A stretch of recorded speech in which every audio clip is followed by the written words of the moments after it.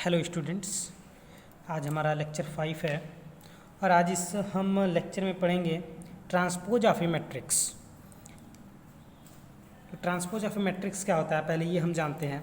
Late A be an M cross N matrix, then matrix obtained by interchanging the rows and columns of A is called transpose of matrix A denoted by A dash और A पे power T. ये transpose क्या होता है, अगर कोई matrix दिया हुआ है तो उसके कॉलम को हम रो में चेंज कर दें और रो को कॉलम में चेंज कर दें तो उसी को कहते हैं हम ट्रांसपोज ऑफ ए मैट्रिक्स। और डिनोट किससे करते हैं, ए डैश से या फिर ए की पावर टी से। जैसे एज एग्जांपल अगर देखिए यहाँ पे ए इक्वल टू दिया गया है 2 1 4 2 -3 6, ए इक्वल टू दिया गया है। तो अगर हमें इसका ट्रांसपोज निकालना मतलब ए डैश निकालना है या फिर ए के पावर ए पे टी निकालना है तो हम करेंगे क्या, देखिए ये 2 1 4, ये 2 2 -3 6, ये हमारा हो जाएगा ए डैश और ए के पावर टी। आई बात समझ में? यानी कि देखिए पहले जब ए था तो इसका ऑर्डर क्या था, 2 क्रॉस 3 था, तो जब ट्रांसपोज करेंगे तो इसका ऑर्डर क्या हो जाएगा, 3 क्रॉस 2 हो जाएगा, यानी ये भी चेंज हो जाएगा। आई बात समझ में? Transpose of a matrix. अब इस पे देखिए, यानी हमने देखिए ये रो था, इसको हमने किस में चेंज कर दिया, कॉलम को। ये भी रो था, इसको हमने किस में चेंज कर दिया, कॉलम को। ये कॉलम था तो इसको हमने किस में चेंज कर दिया, रो में। यानी रो को कॉलम में चेंज करें और कॉलम को रो में चेंज करें तो उसी को हम क्या कहते हैं, ट्रांसपोज ऑफ ए मैट्रिक्स। आई बात समझ में? तो चलिए पहला रिजल्ट है हमारा, for any matrix A prove that A dash पे डैश इक्वल टू ए। जैसे हमने एक यही मैट्रिक्स है ए, इसका हमने डैश निकाला तो ये आया। अगर हम फिर से इसका डैश निकाल दें तो अब ये कॉलम जो है किस में चेंज हो जाएगा, रो में। 2 -3 और 6 हो जाएगा। इसका मतलब ये किसके बराबर है, ए के बराबर है। ए के बराबर है कि नहीं है, यानी ए डैश का डैश किसके बराबर होता है, ए के बराबर। ए हमारा थ्योरम नंबर 1 है। आई बात समझ में? यानी अगर हम एक का डैश निकालें फिर से डैश निकाल दें तो फिर से जो हमारा पहले मैट्रिक्स था वही मैट्रिक्स आ जाएगा, वो जो ऑर्डर था वही ऑर्डर आ जाएगा। आई बात समझें? सेकंड प्रॉपर्टी देखते हैं क्या है, कि अगर के ए डैश लिखा हुआ है, यानी कोई नंबर है, कोई नंबर के है और उस नंबर का मल्टीप्लाई करने के बाद अगर हम डैश निकालते हैं या फिर हम डैश निकाल लें उसके बाद के का मल्टीप्लाई करें, दोनों ही रिजल्ट हमारा सेम होगा। बात समझिएगा फिर से, अगर किसी नंबर का मल्टीप्लाई करने के बाद किसी मैट्रिक्स ए में उसके बाद उसका ट्रांसपोज निकालते हैं या फिर ट्रांसपोज करने के बाद के का मल्टीप्लाई करते हैं, दोनों ही कंडीशन में आंसर सेम आएगा। जैसे ए इक्वल टू अगर मान लेते हैं 1 2 3 4 लिखा हुआ है, अगर हम के का मान लेते हैं मल्टीप्लाई करते हैं तो देखिए के 2 के 3 के 4 के। अब इसका हम ट्रांसपोज कर दें के ए डैश तो क्या होगा, के 2 के 3 के 4 के हो जाएगा। अगर हम देखिए यहीं पे इसका डैश कर दें तो क्या होगा, 1 2 3 4 हो जाएगा कि नहीं हो जाएगा, 1 2 3 4 हो जाएगा। अब इसमें हम के ए डैश का मल्टीप्लाई करें तो वही रिजल्ट आएगा, के 3 के 2 के 4 के। ये दोनों सेम आया कि नहीं आया? यानी हम के ए का किसी नंबर का मल्टीप्लाई करने के बाद डैश निकालें या डैश निकालने के बाद मल्टीप्लाई करें, ट्रांसपोज निकालने के बाद मल्टीप्लाई करें, रिजल्ट हमारा दोनों ही क्या होगा, सेम होगा। अब देखिए थर्ड प्रॉपर्टी है कि ए प्लस बी का डैश, ए प्लस बी का ट्रांसपोज किसके बराबर होगा, A transpose plus B transpose. यानी ए प्लस बी को ऐड करने के बाद ट्रांसपोज करें, वो रिजल्ट किसके बराबर होगा, ए के ट्रांसपोज प्लस बी के ट्रांसपोज के बराबर। यानी ए और बी दोनों को ट्रांसपोज करने के बाद ऐड कर दें या फिर ए और बी दोनों जोड़ने के बाद ट्रांसपोज करें, दोनों का रिजल्ट क्या होगा, सेम होगा। आई बात समझ में? फोर्थ प्रॉपर्टी है कि ए बी का ट्रांसपोज जो होता है, ए बी का ट्रांसपोज ये किसके इक्वल होता है, बी ट्रांसपोज ए ट्रांसपोज के इक्वल होगा।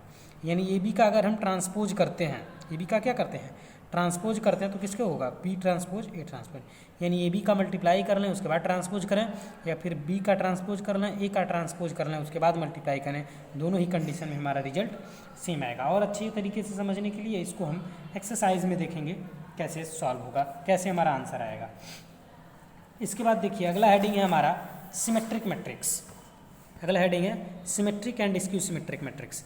अब सिमेट्रिक मैट्रिक्स क्या होता है, स्क्वायर मैट्रिक्स से सिमेट्रिक मैट्रिक्स हमेशा क्या होगा, स्क्वायर मैट्रिक्स होगा, और स्क्यू सिमेट्रिक भी हमेशा स्क्वायर मैट्रिक्स होगा। Is said to be symmetric if A transpose equal to A, यानी अगर हम ए का ट्रांसपोज करें और वो फिर से वही आ जाए, यानी कॉलम को रो में चेंज करना, रो को कॉलम में चेंज किया, फिर से हमें वही प्राप्त हो जाए, तो हम कहेंगे वो क्या है, सिमेट्रिक मैट्रिक्स है। और स्क्यू सिमेट्रिक में क्या होता है, square matrix is to be skew symmetric if A dash equal to minus A, यानी उसका ट्रांसपोज करें उसके बाद उसमें से माइनस कॉमन ले लें, तब अगर बराबर आ रहा है तो उसको हम क्या कहेंगे, स्क्यू सिमेट्रिक। तो एग्जाम्पल देख लेते हैं, जैसे मान लीजिए ए इक्वल टू लिखा है 4 2 2 9, है ना। इसका अगर हम ट्रांसपोज करें, देखिए 4 2 2 9, ये ए के बराबर आ रहा है कि नहीं आ रहा है, ट्रांसपोज के तब भी ए के बराबर आ रहा है, इसका मतलब ये क्या है, सिमेट्रिक है। क्या है, सिमेट्रिक है।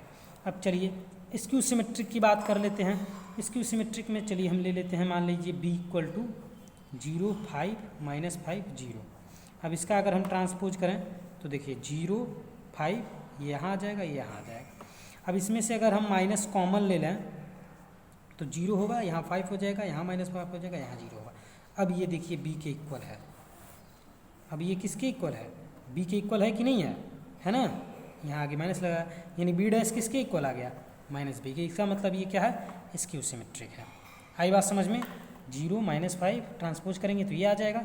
अब इसमें से माइनस कॉमन ले लें तो 0 5 यहाँ माइनस आ जाएगा 0, यानी ये माइनस बी के इक्वल है। यानी अगर उसका ट्रांसपोज उसी के इक्वल आ रहा है तो सिमेट्रिक, अगर उसके इक्वल नहीं आ रहा है तो स्क्यू सिमेट्रिक। कोई कन्फ्यूज़न? चलिए आगे चलते हैं। सिमेट्रिक और स्क्यू सिमेट्रिक बहुत ही ईजी टॉपिक है, आगे देखते हैं अब हम। चलिए अब हम एक्सरसाइज की तरफ हम चलते हैं। एक्सरसाइज 5D है हमारा, एक्सरसाइज है 5D। हमें करना क्या है, पहला क्वेश्चन है ए इक्वल टू दिया गया तो ए ट्रांसपोज का ट्रांसपोज ए के इक्वल होता है, ये हमें प्रूफ करना है। जैसा कि हमने आपको पीछे एग्जांपल भी बताया, तो इसका ट्रांसपोज करेंगे तो क्या होगा, 2 -3 5 0 7 और -4 हो जाएगा। अब फिर से इसका ट्रांसपोज करते हैं तो 2 -3 5 0 7 और -4, ये वाला लाइन इधर आ जाएगा। देखिए ए के इक्वल आ गया, तो ये प्रूफ करना था कि ए डैश का डैश किसके इक्वल होगा, ए के, ये प्रूफ हो जाएगा। इसके बाद क्वेश्चन नंबर 2 है 3 5 -2 0 4 -4, तो हम प्रूफ कर रहे हैं 2a डैश का डैश 2a का whole dash equal to 2a dash. ये अभी हमने आपको बताया है, पहले 2a निकाल लेते हैं, तो इसमें 2a की वैल्यू लिख लिया हमने, मल्टीप्लाई कर लेते हैं, 2 3 6 5 2 10 -4 0 8 और -12। अब इसका डैश निकाल लेंगे तो 6 -4 8 इस लाइन में, 10 0 और -12 इस लाइन में। अब देखिए ए डैश निकाल लेते हैं, ए है, इसका डैश निकालते हैं, 3 -2 4 हो जाएगा, 5 0 और -6। अब इसमें 2 का मल्टीप्लाई कर लेते हैं, 2 का मल्टीप्लाई करेंगे 6 -4 8 2 5 10 0 और -12, तो ये देखिए दोनों सेम आ रहा है। इसका मतलब 2a का डैश जो है 2a dash equal to 2a का होल डैश जो है 2a डैश के इक्वल है। क्वेश्चन नंबर 3 है हमारा, ए और बी दिया गया, हमें वेरीफाई करना है +b का डैश जो होता है वो a डैश b डैश के बराबर होता है। चलिए हम सॉल्व करते हैं। सबसे पहले a + b निकालते हैं, a की वैल्यू ये है, b की वैल्यू, दोनों को ऐड करेंगे, 3 और -4 -1 2 और -5 -3 -1 और -2 -3 -5 + 3 -2 0 + 1 1 -6 + 8 यानी 2 -6 + 8 2। अब इसका डैश निकालते हैं तो -1 -3 और -3 ऐसे हो जाएगा, -2 1 और 2 ऐसे हो जाएगा। ए डैश निकाल लेते हैं, ए की वैल्यू यही है, ये है ना ए की वैल्यू, ए डैश निकालेंगे क्या होगा, 3 2 -1 -5 0 -6। इस बी डैश का -4 -5 -2 3 1 8, दोनों को ऐड कर लेते हैं, 3 -4 -1 -5 + 3 -2 2 + 5 2 + -5 यानी -3 0 + 1 1 -1 और -2 -3 -6 + 8 यानी 2। देखिए लेफ्ट हैंड साइड और राइट हैंड साइड दोनों बराबर है, इसका मतलब लेफ्ट हैंड साइड और राइट हैंड साइड दोनों बराबर है, इसका मतलब a + b का होल डैश जो होता है वो a डैश b डैश के बराबर होता है। इसी तरह सेम तरीके से क्वेश्चन नंबर 4 है, जिसको आप लोग खुद सॉल्व करेंगे। इसके बाद क्वेश्चन नंबर 5 है, a = 4 1 5 8 है, तो हमें शो करना है कि a + a डैश जो है सिमेट्रिक मैट्रिक्स होता है। तो हम मान लेते हैं कि p = a + a dash symmetric matrix है, हम p = इसको मान लेते हैं। तो देखिए अब a की वैल्यू ये है, a डैश 4 1 5 8 हो जाएगा, 4 1 5 8, दोनों को ऐड करते हैं, इतना आ जाएगा। अब देखिए सिमेट्रिक मैट्रिक्स के लिए क्या है कि p डैश जो है वो p के बराबर आना चाहिए, तो हम इसका डैश निकालते हैं, ये p की है, इसका डैश निकालते हैं, तो देखिए डैश निकालेंगे 8 6 6 16, तो क्या ये p के बराबर है, p की वैल्यू यही है ना, है, इसका मतलब a + a डैश क्या है A plus A dash is symmetric matrix. फिर क्वेश्चन नंबर 6 है, सेम उसी तरह का क्वेश्चन है, लेकिन इसमें हमें क्या करना है, प्रूफ करना है कि ए माइनस ए डैश जो है वो स्क्यू सिमेट्रिक होता है। तो ए निकालते हैं, माइनस ए डैश की वैल्यू 3 - 4 1 - 1, 3 - 3 0, -4 -1 -5, 1 माइनस माइनस प्लस हो जाएगा 5 -1 और ये +1 0 हो जाएगा। तो देखिए अब क्यू डैश निकालते हैं, तो 0 - 5 5 0, माइनस कॉमन लेंगे तो 0, यहाँ प्लस था तो माइनस हो जाएगा, यहाँ माइनस है तो प्लस हो जाएगा, यानी ये किसके बराबर आ जाएगा, ये हमारा क्यू की वैल्यू है। तो देखिए क्यू की वैल्यू बराबर आया कि नहीं आया, बस ये है कि आगे क्या आ गया माइनस, इसका मतलब क्यू डैश बराबर क्या आ गया, माइनस क्यू आ गया। स्क्यू सिमेट्रिक के लिए क्यू डैश बराबर क्या होना चाहिए, माइनस क्यू होना चाहिए, वो आ गया। इसका मतलब ए माइनस ए डैश जो है वो क्या है, स्क्यू सिमेट्रिक है। नेक्स्ट क्वेश्चन, क्वेश्चन नंबर 7 आप लोग खुद से सॉल्व करेंगे। क्वेश्चन नंबर 7, क्वेश्चन नंबर 8 की तरफ चलते हैं। दिया है find the sum of symmetric and skew symmetric matrix. हमें इस क्वेश्चन को सिमेट्रिक और स्क्यू सिमेट्रिक के सम के रूप में रिप्रेजेंट करना है। तो देखिए हम लिखते हैं सम क्या होता है, उस सम क्या होता है सिमेट्रिक और स्क्यू सिमेट्रिक का। तो P + Q = होता है half A plus A dash plus half A minus A dash. ये वाला पार्ट जो है हमारा सिमेट्रिक के लिए है और ये वाला पार्ट जो है स्क्यू सिमेट्रिक के लिए है, यानी P = ये है और Q = ये है। तो यानी P जो है वो सिमेट्रिक है और Q जो है स्क्यू सिमेट्रिक वाला पार्ट है। तो हम प्रूफ करेंगे कि P सिमेट्रिक है और Q क्या है, स्क्यू सिमेट्रिक है। P की वैल्यू क्या है, half A plus A dash, ए की वैल्यू 2 3 -1 और 4 हमने यहाँ लिख लिया। ए डैश निकालेंगे तो 2 -1 3 और 4। सॉल्व करते हैं, 2 + 2 4, 3 - 1 2, 2 4 + 4 8। डिवाइड कर देंगे 2 से, साहब सब में यहाँ 2 हो जाएगा, यहाँ 1 हो जाएगा, यहाँ भी 1, यहाँ 4। तो अब ये P = कितना आ गया, अभी P डैश = कितना आएगा, 2 1 1 4। यही सेम चीज़ आ गया, P के इक्वल आया कि नहीं आया, इसका मतलब ये P वाला पार्ट जो है वो सिमेट्रिक है। अब Q वाला करते हैं, Q = हाफ ए माइनस ए डैश। तो हाफ ए की वैल्यू ए डैश की वैल्यू इतना हो जाएगा, 2 - 2 0, 3 माइनस प्लस हो जाएगा 4, -1 - 3 -4, 4 - 4 0। अब देखिए करेंगे क्या, 2 से डिवाइड करते हैं तो 0 2 -2 और 0 हो जाएगा। अब यहाँ से हम माइनस, हाँ तो यहाँ ये हमारा Q की वैल्यू हो गया। अब हम Q डैश निकालेंगे, Q डैश क्या होगा, 0 -2 2 0 हो जाएगा, 0 -2 2 0, यानी यहाँ से माइनस कॉमन ले लें तो 0, अब यहाँ पे माइनस आ जाएगा, यहाँ पे प्लस आ जाएगा। क्या ये माइनस Q के बराबर है, माइनस ये है, ये Q के बराबर है कि नहीं है, ये इतना। इसका मतलब Q डैश = -Q आ गया। इसका मतलब हम इसको सम के रूप में अगर एक्सप्रेस करना है तो P + Q = P की वैल्यू ये है, Q की वैल्यू ये है, दोनों को ऐड कर देंगे, ये हमारा आंसर आ जाएगा। 2 + 0 2 हो जाएगा, 2 + 1 ये 3 है, और 1 -1 और 4 + 0 4 हो जाएगा, ये हमारा हो गया। अब आगे चलते क्वेश्चन नंबर 9 10 11 12 आप लोग खुद से सॉल्व करेंगे। फिर क्वेश्चन नंबर हम 13 देखते हैं। वेरीफाई करना हमें ए बी का होल डैश = बी डैश ए डैश। तो इसमें 4 क्वेश्चन है, 1 2 3 और 4। तो हम क्वेश्चन नंबर 4 को सॉल्व करेंगे, बाकी 3 आप लोग खुद लगाएंगे, फर्स्ट सेकेंड और थर्ड। तो देखिए ए की वैल्यू ये दिया गया है और बी की वैल्यू दिया गया 3 - 4 2 1 -1 और 0। तो सबसे पहले हम लेफ्ट हैंड साइड को सॉल्व करेंगे, लेफ्ट हैंड साइड को सॉल्व करेंगे। तो सबसे पहले ए बी को फाइंड करते हैं। इसका ऑर्डर देखिए, इसका ऑर्डर क्या है, इसका ऑर्डर 2 × 3 है और इसका ऑर्डर क्या है 3 × 2 है। इसका मतलब जो रिजल्टेंट मैट्रिक्स होगा उसका ऑर्डर क्या होगा, 2 × 2 का होगा, 2 × 2 का। और मल्टीप्लाई भी पॉसिबल है क्योंकि इसका नंबर ऑफ रो और इसका नंबर ऑफ कॉलम और इसका नंबर ऑफ रो दोनों इक्वल है, यानी रिजल्टेंट मैट्रिक्स होगा उसका ऑर्डर क्या होगा 2 × 2 का।